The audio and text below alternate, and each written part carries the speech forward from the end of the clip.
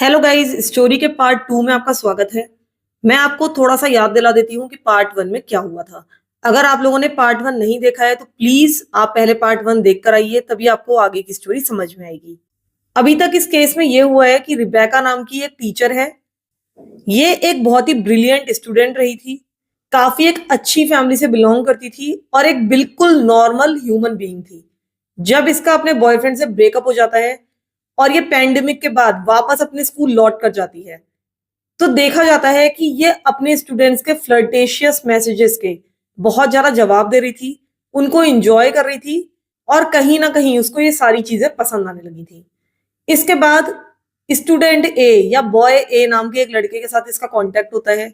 इसके साथ इसके रिलेशनशिप बनते हैं, लेकिन सारी की सारी चीजें दुनिया के सामने आ जाती हैं। चाइल्ड प्रोटेक्टिव सर्विसेज स्कूल में आ जाती हैं। इसको अरेस्ट कर लिया जाता है। हालांकि इसको बाद में बेल मिल गई थी, बाहर आ गई थी, लेकिन अभी भी इसके ऊपर केस चल रहा था। तो फिलहाल रिबेका बेल पर बाहर थी, अपने पेरेंट्स के कैफे में काम कर रही थी और कहीं ना कहीं अपने केस में भी बार बार अपीयर हो रही थी, उसको कोर्ट वगैरह जाना पड़ता था। अब इन सारी कार्रवाइयों के बीच कुछ हफ्ते बाद, यानी अपने अरेस्ट के कुछ हफ्तों के बाद, नवंबर 2021 में इसका एक और स्टूडेंट इससे कांटेक्ट करता है और ये स्टूडेंट था बॉय बी, जिससे आप पहले भी इस केस में इंट्रोड्यूस हो चुके हैं। आपको याद ही होगा कि जब रिबेका को अरेस्ट करने के लिए स्कूल में पुलिस आई थी, चाइल्ड प्रोटेक्टिव सर्विसेज के लोग आए थे और ये क्लासरूम में बैठकर रो रही थी क्योंकि इससे अपना मोबाइल फोन का डेटा डिलीट नहीं हो रहा था। तब बॉय बी वहां पर पहुंचा था। बॉय बी रिबेका का स्टूडेंट था, ये उसकी मैथ टीचर थी। इस 15 इयर्स ओल्ड लड़के ने रिबेका की हेल्प की थी उसका मोबाइल का सारा डेटा डिलीट करने में, और इसी कारण रिबेका के फोन में पुलिस को कोई भी काम की चीज, या हम कह सकते हैं कि एविडेंस, मिल नहीं पाया था। अब बॉय बी के पास भी रिबेका का नंबर था, क्योंकि रिबेका ने, जैसा कि मैंने आपको बताया था, कि अपना नंबर बोर्ड पर लिख दिया था, उसके शुरुआत के 9 डिजिट्स, और बाकी बच्चों से कहा था कि वो गेस कर सकते हैं कि बाकी 2 डिजिट्स क्या होंगी। अब बॉय बी के पास भी रिबेका का नंबर था, उसने रिबेका से कांटेक्ट किया था और अब ये लोग स्नैपचैट पर एक दूसरे के साथ जुड़ चुके थे, आपस में बातचीत करने लगे थे। अब आपको याद ही होगा कि कोर्ट ने रिबेका को यह ऑर्डर दिया था कि वो 18 साल से कम उम्र के बच्चों के साथ कोई भी अनसुपरवाइज्ड कांटेक्ट नहीं रख सकती, लेकिन ये पूरी तरह से उस बात का उल्लंघन कर रही थी। ये 18 इयर्स से नीचे के बच्चे से, जो कि केवल 15 इयर्स ओल्ड था, ऐसे लड़के के साथ बातचीत कर रही थी, स्नैपचैट पर उसके साथ चैटिंग कर रही थी, जो कि पूरी तरह से कानून का उल्लंघन था। अब बॉय भी रिबेका से बातचीत करने लगा, उसने इससे पूछा कि तुम कैसी हो। रिबेका इसको इमोशनली बहुत ज्यादा मैनिपुलेट करने लगी, उससे कहने लगी कि मैं बहुत अच्छी नहीं हूं, तुम्हें पता ही है मेरी जिंदगी में बहुत सारी प्रॉब्लम्स चल रही हैं। इस तरह से इनकी फुल ऑन कन्वर्सेशंस स्नैपचैट पर चलने लगी। और आपको मैंने पहले भी बताया था कि स्नैपचैट में 24 आवर से पहले की सारी कन्वर्सेशंस अपने आप डिलीट हो जाती हैं। धीरे धीरे ये सारी कन्वर्सेशंस रिबेका की तरफ से बहुत ज्यादा सेक्सुअली सजेस्टिव हो गई और फ्लर्टी हो गई। और ये सोचकर ये अजीब सा लगता है कि सिर्फ 1 महीने के अंदर ही इसने अपना एक और विक्टिम चुन लिया था, जबकि पहली बार ये पकड़ी जा चुकी थी। उसके बाद भी ये 27 इयर्स ओल्ड टीचर अपने 15 इयर्स ओल्ड स्टूडेंट के साथ इतना ज्यादा एक बार फिर से फ्लर्ट करने लगी थी, और शायद उसको कोई भी डर नहीं था।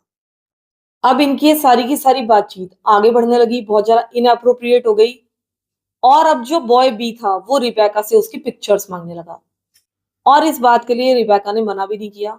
उसने उसको तरह तरह की अपनी पिक्चर्स भेजी, थॉन्ग में अपनी पिक्चर्स भेजी, और इस तरह से इनकी ये बातचीत अब एक नया ही रूप लेती जा रही थी। फिर जल्दी ही रिबेका ने बॉय बी को अपने अपार्टमेंट में बुला लिया। बॉय बी वहां पर पहुंच भी गया और उसके बाद इनके बीच में किसिंग वगैरह शुरू हो गई। जब बॉय बी ने इससे कहा फिजिकल रिलेशनशिप के लिए, तो इसने कहा कि नहीं, जब तक तुम 16 इयर्स ओल्ड नहीं हो जाते तब तक हम ऐसा कोई भी रिलेशनशिप नहीं बना सकते, क्योंकि यूके में लड़कों का एज ऑफ कंसेंट 16 इयर्स है। हालांकि इससे कोई भी फर्क रिबेका को पड़ने वाला नहीं था, क्योंकि एक तो वो उसकी टीचर थी, उससे काफी बड़ी थी, और इसके अलावा इसके पास कोर्ट का ऑर्डर था कि किसी भी बच्चे से इस तरह से नहीं मिल सकती थी। लेकिन इन सारी बातों की इसको कोई भी परवाह नहीं थी। ये जो बॉय बी था, ये एक हफ्ते के बाद ही 16 इयर्स ओल्ड होने वाला था। जैसे ही बॉय बी 16 इयर्स ओल्ड हुआ, रिबेका ने कोई भी टाइम वेस्ट नहीं किया। उसने बॉय बी को अपने अपार्टमेंट में बुलाया। बॉय बी ने अपनी माँ से झूठ बोला। उसने कहा कि मैं मैनचेस्टर यूनाइटेड का फुटबॉल मैच देखने जा रहा हूँ, लेकिन असल में उसने अपना टिकट अपने किसी दोस्त को बेच दिया था और वो रिबेका के अपार्टमेंट में चला गया था। जैसे ही बॉय बी रिबेका के अपार्टमेंट में आया, रिबेका ने उसको किस करना शुरू कर दिया और उससे कहने लगी कि मैं बहुत ज्यादा अनश्योर हूँ कि हमें ये सारी चीजें आगे बढ़ानी चाहिए या नहीं बढ़ानी चाहिए। उसने ये भी कहा कि शायद जब तक तुम 18 इयर्स ओल्ड नहीं हो जाते, हमें इंतजार करना चाहिए। लेकिन बॉय भी इंतजार नहीं करना चाहता था। इस कारण से रिबेका और उसके बीच में एक बार फिर से रिलेशनशिप बन गए। एक तरह से इसने अपने स्टूडेंट को असॉल्ट किया था, और वो भी तब जबकि इसका स्टूडेंट केवल अब 16 इयर्स ओल्ड था। वो भले ही अपनी एज ऑफ कंसेंट पर था, लेकिन रिबेका टेक्निकली अभी भी उसकी टीचर थी। वो उससे एज में काफी बड़ी थी, और जैसा कि मैंने कई बार पहले भी कहा कि वो एक कोर्ट के ऑर्डर के अधीन थी। वो किसी भी इतने छोटे बच्चे से मिल भी नहीं सकती थी। उसने कई सारे मायनों में अपनी लाइंस को क्रॉस किया था। इस फर्स्ट एनकाउंटर के बाद रिबेका ने डिसाइड किया कि ये सारी चीजें वो रेगुलरली आगे बढ़ाएगी। उसने अभी तक अपनी गलतियों से कोई भी सबक नहीं सीखा था। ये उसके लिए कोई वन टाइम एनकाउंटर नहीं था।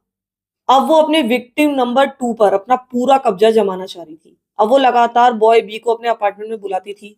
उनके कई बार रिलेशनशिप बन चुके थे, और एक तरह से, हालांकि बहुत अजीब लग रहा है कहने में, लेकिन इनका फुल ब्लोन अफेयर चल रहा था। बॉय बी लगातार अपना स्कूल अटेंड कर रहा था। रिबेका भी अपने कामों में बिजी थी। वो कोर्ट अपीयरेंसेस के लिए जाती थी, अपना काम कर रही थी, अपने केस के सिलसिले में लोगों से मिल रही थी। लेकिन ये सारी चीजें इसकी बॉय बी के साथ लगातार आगे चल रही थी। अब हम जून ऑफ 2022 की तरफ जाते हैं। अब तक इस रिलेशनशिप को चलते हुए 5 मंथ्स हो चुके थे। बॉय बी ने अब अपना हाई स्कूल फिनिश कर लिया था, और अब इन दोनों के बीच की जो रिलेशनशिप थी वो बहुत ज्यादा टॉक्सिक होती जा रही थी। कुछ इतनी ही टॉक्सिक जितनी रिबेका और उसके एक्स बॉयफ्रेंड के बीच में थी। अब रिबेका बहुत ज्यादा पॉसेसिव हो गई थी, बॉय बी के प्रति बहुत ज्यादा कंट्रोलिंग हो गई थी, और हर समय उससे क्वेश्चनिंग करती रहती थी कि तुम कहाँ गए थे, किसके साथ थे, तुम क्या कर रहे थे। उसके मिनट मिनट का हिसाब रिबेका उससे मांगती रहती थी।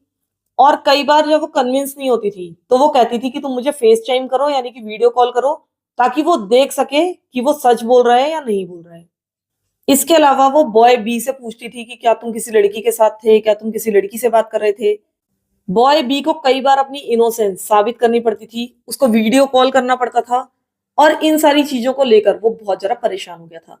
जब भी बॉय बी इसके अपार्टमेंट में आता था, तुरंत ही रिबेका इसका फोन ले लेती थी, उसको पूरा चेक करती थी, उसके मैसेजेस पढ़ती थी, ईमेल्स पढ़ती थी, सारे सोशल मीडिया के पासवर्ड उससे ले रखे थे, वो सारे अकाउंट्स को जाकर चेक करती थी। और अगर कुछ भी थोड़ा सा भी मैसेज वगैरह मिल जाता था तो वो चीखने चिल्लाने लगती थी, रोने लगती थी, और बॉय बी पर एक्यूजेशन लगाने लगती थी कि तुम मुझे चीट कर रहे हो, तुम्हारी कोई और भी गर्लफ्रेंड है। और जिसको वो एक्यूज कर रही थी वो एक सिर्फ 16 इयर्स ओल्ड बच्चा था। इसने बॉय बी का स्नैपचैट पासवर्ड भी ले लिया था। वो लगातार इस लड़के की लोकेशन को ट्रैक करती रहती थी, मॉनिटर करती रहती थी, हर समय देखती रहती थी कि वो कहां पर है। और कई बार वो उन जगहों पर भी पहुंच जाती थी जहां पर बॉय बी अपने दोस्तों के साथ मौजूद होता था। तो इस तरह से ये 16 इयर्स ओल्ड लड़के को पूरी तरह से स्टॉक कर रही थी। मुझे ऐसा लगता है कि बॉय बी के बहुत सारे फ्रेंड्स को भी इनके रिलेशनशिप के बारे में पता होगा, क्योंकि सबके लिए ये चीज बहुत ज्यादा ऑब्वियस हो गई थी, क्योंकि रिबेका बार बार पब्लिक प्लेसेस में बॉय बी से मिलती रहती थी। अब ये सारी चीजें अगले कुछ महीनों तक कंटिन्यूड रही। ये लगातार इस रिलेशनशिप में बने रहे। बॉय बी अक्सर इसके अपार्टमेंट में आता था, और पता नहीं रिबेका बॉय बी को किस तरह से देखती थी, उसको अपना बॉयफ्रेंड मानती थी या फिर उसको अपनी प्रॉपर्टी मानती थी, क्योंकि ये बॉय बी को अपनी प्रॉपर्टी की तरह ट्रीट कर रही थी। और धीरे धीरे इनके रिलेशनशिप को अब करीब 1 साल हो चुका था। बॉय भी अब पूरी तरह से इस रिलेशनशिप से, या हम कह सकते हैं सो कॉल्ड रिलेशनशिप से, फेड अप हो चुका था। ये सब कुछ बहुत ज्यादा टॉक्सिक हो चुका था। बॉय भी बिल्कुल भी खुश नहीं था, और अब लगातार इनके बीच में आर्ग्यूमेंट्स बढ़ने लगे थे।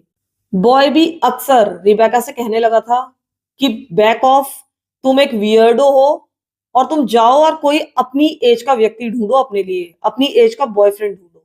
तो इस तरह से इनकी ये सारी चीजें बहुत ज्यादा टॉक्सिक हो चुकी थी।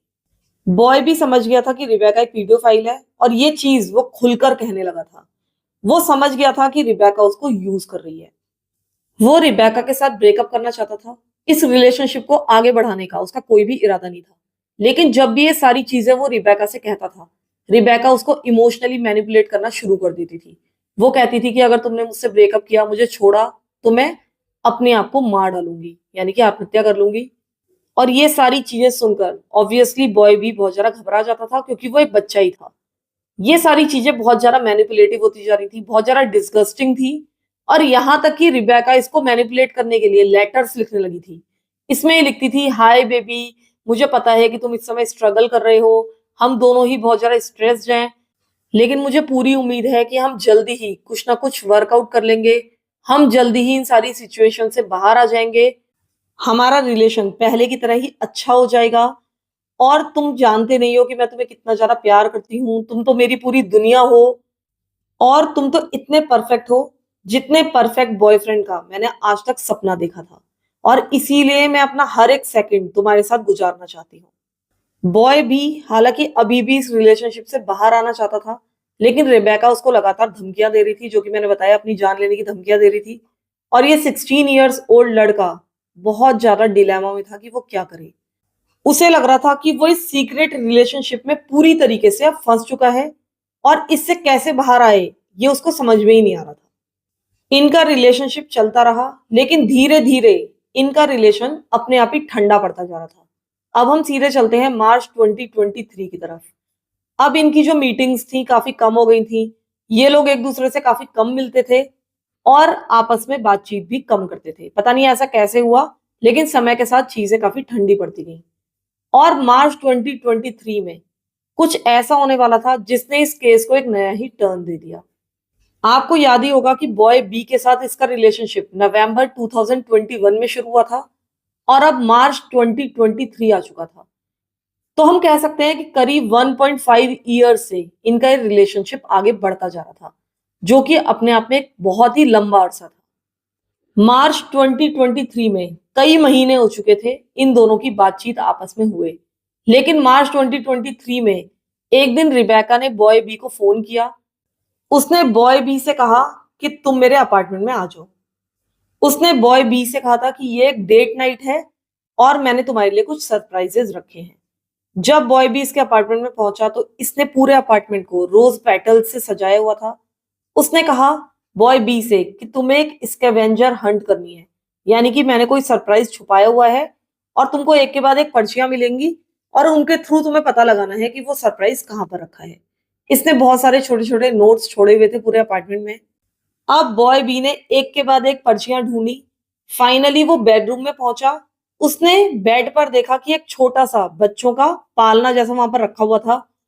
उस पर एक नोट रखा हुआ था। उस नोट पर लिखा था, I love my daddy to the moon and back. अब ये देखकर बॉय बी बहुत ज्यादा शॉक्ड रह गया था। रिबेका ने वहां पर आकर खुद बताया बॉय बी को कि मैं प्रेग्नेंट हूं।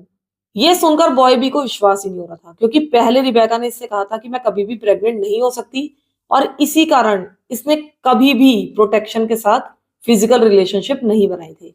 और अब अचानक से ही रिबेका उससे कह रही थी कि मैं तुम्हारे बच्चे की मां बनने वाली हूं, मैं प्रेग्नेंट हूं। मुझे ऐसा लगता है, कहीं ना कहीं ये मेरा पर्सनल ओपिनियन है, कि शायद रिबेका प्रेग्नेंट होना चाहती थी। इसी कारण से उसने दोनों ही टीनेज बॉयज के साथ बिना प्रोटेक्शन के संबंध बनाए थे। जब बॉय बी को ये सारी चीजें पता चली तो वो बहुत ज्यादा घबरा चुका था।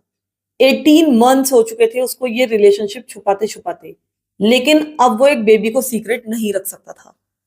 अब ऐसा लग रहा था उसको कि वो एक टिकिंग टाइम बॉम्ब पर बैठा था, क्योंकि जल्दी ही, केवल 7 मंथ्स के बाद ही ये बच्चा इस दुनिया में आ जाता, और उसके बाद वो क्या करता, किस तरह से मैनेज करता, उसको कोई भी आइडिया नहीं था। और ना ही वो कोई भी जिम्मेदारी लेना चाहता था। उसे पता था कि अब उसको अपने पेरेंट्स से बात करनी चाहिए। बॉय भी सीधा अपने पेरेंट्स के पास गया। उसने अपने पेरेंट्स को सारी की सारी बातें बता दी। जैसे ही बॉय बी के पेरेंट्स को ये सारी बातें पता चली, वो एकदम शॉक्ड रह गए। उनको अपने कानों पर विश्वास ही नहीं हो रहा था। जब उनको कुछ भी समझ में नहीं आया तो उन्होंने तुरंत ही पुलिस को फोन कर दिया, जो कि मुझे लगता है कि उन्होंने बिल्कुल ठीक किया। उन्होंने ये डिस्गस्टिंग ट्रुथ तुरंत पुलिस को बता दिया था रिबेका के बारे में। पुलिस तुरंत इनके घर पर पहुंच गई। उन्होंने बॉय बी से बातचीत की। बॉय बी ने पुलिस को सब कुछ बता दिया, सब कुछ शुरू से अंत तक। पुलिस को पता चल चुका था कि ये रिबेका नाम की टीचर पहले भी इस तरह का कांड कर चुकी है। पुलिस तुरंत ही रिबेका के अपार्टमेंट में पहुंची। उन्होंने उसको तुरंत अरेस्ट कर लिया और आपको याद ही होगा कि वो अभी बेल पर बाहर थी। अभी भी उसकी इन्वेस्टिगेशन पेंडिंग थी। हालांकि 18 मंथ्स हो चुके थे उसकी इन्वेस्टिगेशन चलते-चलते। लेकिन पता नहीं ये लोग क्यों इतना लंबा समय इन्वेस्टिगेशन में लगा रहे थे। इन्होंने एक प्रीडेटर को खुलेआम बाहर छोड़ा हुआ था और इसका फायदा उठाते हुए इस व्यक्ति ने, इस महिला ने एक और विक्टिम को ढूंढ लिया था और उसको भी असॉल्ट कर दिया था, उसको भी अब्यूज कर दिया था। तो ये कहीं ना कहीं कानून का फेल्योर था। जब पुलिस वाले रिबेका को अरेस्ट कर रहे थे तो वो बहुत ज्यादा इनोसेंट बनने की कोशिश कर रही थी। वो एक विक्टिम की तरह एक्ट कर रही थी। उसकी बॉडी लैंग्वेज बिल्कुल डिफरेंट थी। वो क्रॉस आर्म्स करके वहां पर खड़ी हुई थी और बार बार कह रही थी कि अरे ऐसा कैसे, आप क्यों मुझे अरेस्ट कर रहे हैं, जैसे कि उसको अपने कानों पर विश्वास ही ना हो रहा हो। So obviously, given what's happened, I know you've been sent home from school today. So you are under arrest at the moment on suspicion of sexual activity with a child. You do not have to say anything, but it may harm your defence if you do not mention one question, something which you later rely in court. Anything you do say may be given in evidence. How's it gone so far since? Police वालों ने इसको arrest कर लिया, इसको custody पे भेज दिया गया और उसके बाद इस साल के यानी 2024 की शुरुआत तक रिबेका अपने ट्रायल का वेट कर रही थी। उसके बाद जनवरी 2024 में रिबेका ने जेल में ही एक बच्चे को जन्म दिया जो कि एक बेबी बॉय था। जैसे ही इस बच्चे का जन्म हुआ उसको तुरंत रिबेका से ले लिया गया और उसको चाइल्ड प्रोटेक्टिव सर्विसेज को सौंप दिया गया। रिबेका को ये बात बिल्कुल भी पसंद नहीं आई। वो बहुत ज्यादा नाराज थी, लेकिन वो अपने बच्चे से हफ्ते में कुछ बार कुछ घंटों के लिए मिल सकती थी। इसके बाद में ये डिसाइड किया गया कि ये जो बच्चा पैदा हुआ था ये बॉय बी के पेरेंट्स की कस्टडी में रखा जाएगा, यानी कि बॉय बी के पेरेंट्स इस बच्चे को अपनाने के लिए तैयार थे। लेकिन अब रिबेका अपने बच्चे से नहीं मिल सकती थी। उसको बहुत ही कम अपने बच्चे से मिलने के अधिकार दिए गए थे क्योंकि बॉय बी के पेरेंट्स को ऑब्वियसली इस बच्चे का रिबेका से मिलना पसंद आने वाला नहीं था। अब मई 2024 का समय आ चुका था। अब तक रिबेका के ट्रायल को स्टार्ट हुए करीब 2 मंथ्स हो चुके थे। मई 2024 में ये केस बहुत ज्यादा उछला था। पूरे यूके में इस केस ने सनसनी फैला दी थी और उस समय ही ये केस बाकी सारे देशों में भी बहुत ज्यादा हेडलाइंस बना था। रिबेका के ऊपर 6 काउंट्स ऑफ सेक्सुअल एक्टिविटी के चार्जेस लगाए गए थे और ये एक्टिविटीज उसने की थी एक बच्चे के साथ। इसके अलावा 2 सेक्सुअल एक्टिविटीज तब की थी जबकि वो एक पोजीशन ऑफ ट्रस्ट में थी, यानी कि जब वो एक टीचर थी और ये बॉय ए से रिलेटेड था। इस पर जितने चार्जेस लगे थे उससे कहीं ज्यादा बार इसने बॉय बी को अब्यूज किया था, लेकिन इस पर इतने ही चार्जेस साबित हो पाए। इस ट्रायल के दौरान रिबेका ने बहुत ज्यादा सिंपैथी गेन करने की कोशिश की। वो एक विक्टिम प्ले कर रही थी। जब भी वो कोर्ट में जाती थी वो एक छोटा सा बेबी कैप अपने ट्राउजर्स में लगा कर रखती थी। वो चाहती थी कि ज्यूरी की सिंपैथी उसे मिले कि किस तरह से वो अपने बच्चे को मिस कर रही है। लेकिन किसी ऐसी महिला के साथ किसी की भी सिंपैथी नहीं हो सकती जिसने एक बच्चे को इस तरह से अब्यूज किया था। जब भी रिबेका से कोर्ट में पूछताछ होती थी वो बहुत ही पतली आवाज में बोलने की कोशिश करती थी, बच्चों जैसी आवाजें निकालती थी ताकि ऐसा लगे कि वो बहुत ज्यादा इनोसेंट है। रिबेका ने यह भी कहा कोर्ट में सामने आकर कि वो बहुत ज्यादा डिप्रेस्ड थी और उससे बस एक मिस्टेक हो गई। लेकिन कोई भी मिस्टेक 18 मंथ्स तक नहीं चल सकती है। अगर कोई भी गलती 18 मंथ्स तक चल रही है तो आप उसे मिस्टेक नहीं कह सकते।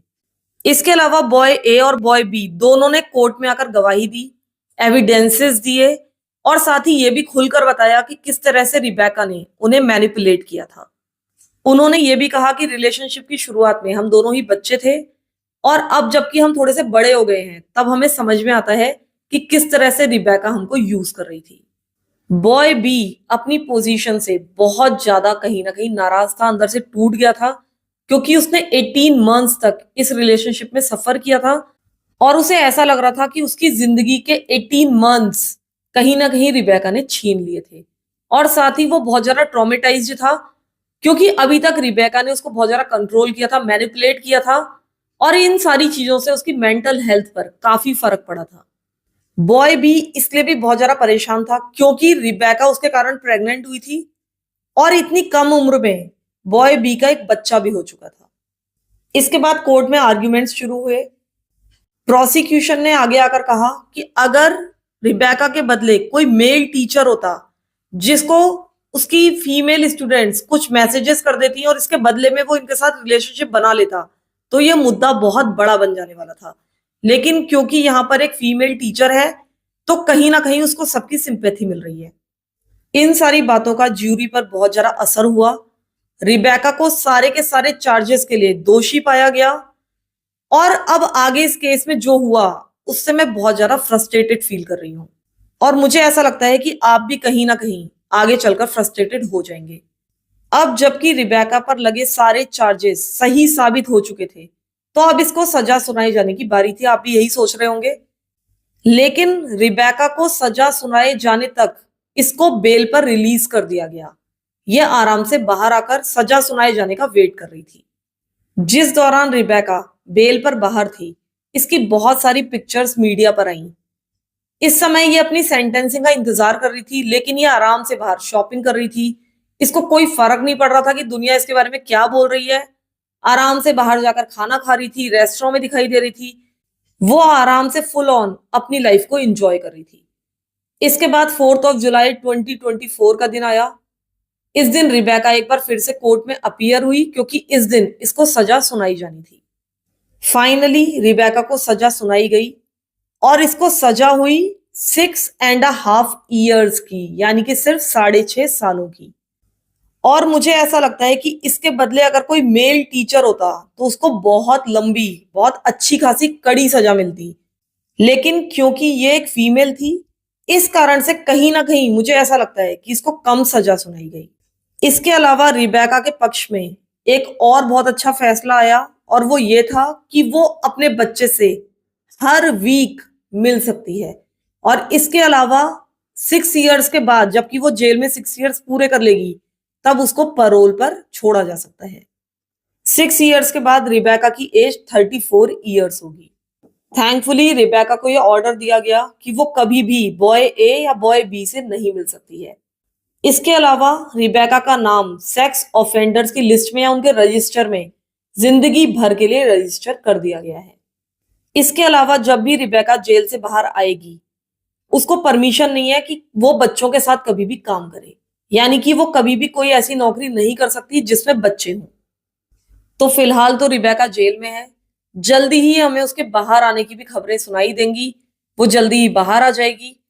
एक बार फिर से वो अपने बच्चे से मिलेगी और मुझे ऐसा लगता है कि जब वो अपने बच्चे से मिलने बॉय बी के घर पर जाएगी तो कभी ना कभी उसका बॉय बी से भी आमना सामना होगा और बॉय बी के लिए ये चीज बिल्कुल भी हेल्दी नहीं है। जिस समय रिबेका जेल से छूटकर बाहर आएगी उस समय भी बॉय बी की उम्र बहुत ज्यादा नहीं होगी। वो 21-22 ईयर्स का होगा और मुझे ऐसा लगता है ये सारी चीजें उसको काफी ट्रॉमेटाइज कर देंगी। वैसे भी जो बॉय बी का बच्चा है वो उसके घर में ही पल रहा है। उसकी पूरी की पूरी इमेज सोसाइटी में खराब हो चुकी है। भले ही मेरे पास उसकी पिक्चर्स नहीं है लेकिन अपनी सोसाइटी में उसको हर कोई जानता है। मुझे ऐसा लगता है उसके देश में भी उसकी पिक्चर्स हर किसी ने देखी होंगी, तो ये उसके लिए काफी है। लेकिन इसके अलावा उसको हर हफ्ते रिबेका का सामना करना पड़ता होगा, भले ही ये आमना सामना इनडायरेक्ट हो या डायरेक्ट हो।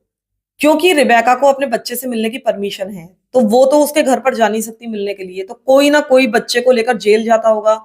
इन सारी बातों का डिस्कशन उसके घर में होता होगा और ये पूरी की पूरी फैमिली बहुत ज्यादा डिस्टर्ब हो जाती होगी। तो फिलहाल के लिए इस केस में इतना ही। आप लोग मुझे बताइएगा कि ये केस आपको कैसा लगा, इसके बारे में आपने पहले सुना था या नहीं सुना था और इस केस के बारे में आप क्या सोचते हैं। तो प्लीज स्टोरी को लाइक कर दीजिएगा, हो सके तो एक कमेंट कर दीजिएगा और स्टोरी को अपने अपने व्हाट्सएप ग्रुप में शेयर भी कर दीजिएगा। Thank you so much for listening to my stories. Thank you so much.